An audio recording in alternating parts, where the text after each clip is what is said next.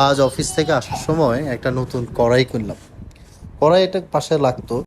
বাসায় আসার পরে বউ কড়াইটা দেখে বললো, কি দিয়ে আজকে এটা উদ্বোধন করা যায়।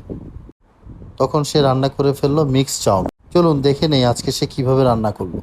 প্রথমে আগে থেকে সব কেটে রাখা সবজিগুলো নিয়ে নিল। তারপর নতুন কড়াইটা চুলোয় দিয়ে দিয়ে দিল তেল। তেলটা হালকা গরম হয়ে আসলে শুরুতেই দিয়ে দিল রসুন কুচি। রসুন কুচিটা হালকা ভেজে নেওয়ার পর হালকা হালকা বাদামি হয়ে যাওয়ার পরে দিয়ে দিল চিকেন। চিকেনটাও ভাজি হচ্ছে। ভাজি হওয়ার পরে দিয়ে দিল চিকেন সসেস। চিকেন সসেসগুলো দেওয়ার পরে আবার একই সেম ওয়েতে নাড়াচাড়া নাড়াচাড়া করতে করতে যখন হালকা একটু ভাজা হয়ে আসলো, এরপরে